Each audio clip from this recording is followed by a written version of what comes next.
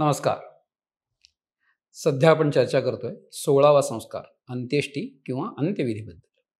मागच्या भागामध्ये आपण बघितलं की त्या प्रेताला किंवा शवाला आपण तिरडीवरती ठेवलंय आणि काय पद्धतीने बांधावं याचे शास्त्राचे संकेत बघितले. आता तिरडीवर बांधून झाल्यावरती ते प्रेत घेऊन आपल्याला स्मशानात जायचं.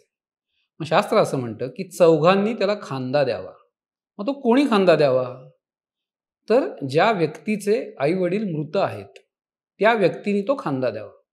मग असं का?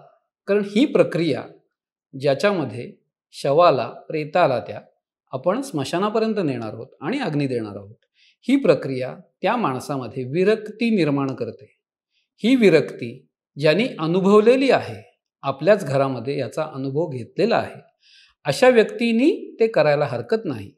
ज्या व्यक्तीला हा अनुभव नाही, त्याचं वय लहान आहे, त्याला त्या वयात ही विरक्ती येणं अपेक्षित नाही. म्हणून शास्त्र असं म्हणतं की ज्या व्यक्तीचे आई वडील मृत झालेले आहेत, ज्याला आई वडील नाहीत, त्यांनी हा खांदा द्यावा. जर तुमचे आई वडील जिवंत असतील तर तो खांदा देऊ नये. पूर्वीच्या काळी स्मशानाची जागा ही गावाच्या बाहेर दक्षिण दिशेलाच असे, परंतु सध्याच्या काळात ते शक्य नाही. त्याच्यामुळे शवयात्रा किंवा अंत्ययात्रा सुरू करण्यापूर्वी किमान 4 पावलं तरी दक्षिणेकडे ते घेऊन जावं आणि मग ती यात्रा स्मशानाच्या दिशेने जावी, असे शास्त्राचे संकेत आहेत. शवयात्रा किंवा अंत्ययात्रा ही सुरू करण्यापूर्वी शास्त्र असं म्हणतं की जेव्हा आपण ते प्रेत घरात किंवा तिरडीवरती ठेवणार आहोत तेव्हा त्याचे पाय हे दक्षिणेकडे असावेत. सृष्टीमधलं चुंबक आणि शरीराचं चुंबक असा त्याचा थोडासा गर्भितार्थ आहे.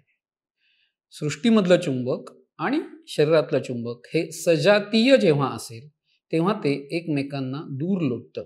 म्हणजेच ज्या वेळेला आपण ह्या प्रेताचे किंवा शवाचे पाय दक्षिणेकडे करून ठेवतो तेव्हा त्याच्या रक्ताचा, शरीरातल्या रक्ताचा जर तो जिवंत असेल तर प्रवाह हृदयाकडे फेकला जातो आणि कदाचित हृदय चालू होऊ शकतं.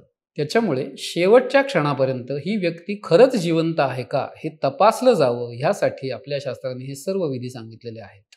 ज्या वेळेला ज्या घरात अशी एखादी घटना घडते, म्हणजेच एखादी व्यक्ती मृत पावते, तेव्हा तिच्या भोवती असलेल्या लोकांनी रामनामाचा घोष करावा, असंही शास्त्राला अपेक्षित आहे. इथे या रामनामाचा थोडा ऊर्जेशी संबंध आहे. रामनाम म्हणजेच रम हे अग्नीचं बीज आहे असं शास्त्र म्हणतं. ह्या रामनामाच्या घोषामुळे या व्यक्तीची किरकोळ स्वरूपाची जी काही पातकं असतील, पापं असतील, तर ती जळून जावीत असं शास्त्राला अपेक्षित आहे. तसंच जी काही जिवंत माणसं आहेत, ह्या जिवंत माणसांना हे जे काही आत्ता घडलंय हे कधीतरी आपल्या बाबतीत घडणार आहे आणि त्यासाठी जर या व्यक्तीने त्याच्या आयुष्यात भगवंताचं नाव घेतलं नसेल तर ह्या प्रेताभोवती त्याचा जो आत्मा घोटाळतोय त्याच्या कानावरतीही ह्या भगवंताचं नाव पडावं आणि त्याची जी काही किरकोळ पातकं असतील ती जळून जावीत. तसंच उरलेल्या माणसांसाठी हा संदेश आहे की जर आपणही आपल्या आयुष्यात असं काही करत असू तर हे रामनाम घ्यायला सुरुवात झाली पाहिजे, किमान आपल्या मुखातून हे नाव आलं पाहिजे, असं शास्त्राला अपेक्षित आहे. रामनामाबद्दल अशी एक कल्पना आहे किंवा धारणा आहे किंवा रामरक्षेमध्ये असं म्हटलेलं आहे की रामनामाने कोणतंही पिशाच्च तुम्हाला बाधा करू शकत नाही. त्यामुळे ज्या वेळेला ही व्यक्ती मृत आहे, हे शव आहे, ह्याच्या आजूबाजूला जर तशा पद्धतीच्या शक्ती काही फिरत असतील तर त्यांची बाधा तिथे असणाऱ्या जिवंत व्यक्तींना होऊ नये. त्याच्यामुळे शास्त्र असं म्हणतं की त्यावेळेला रामनामाचा घोष चालू ठेवावा. अजूनही अनेक विधींबद्दल बोलायचं आहे. तोपर्यंत नमस्कार.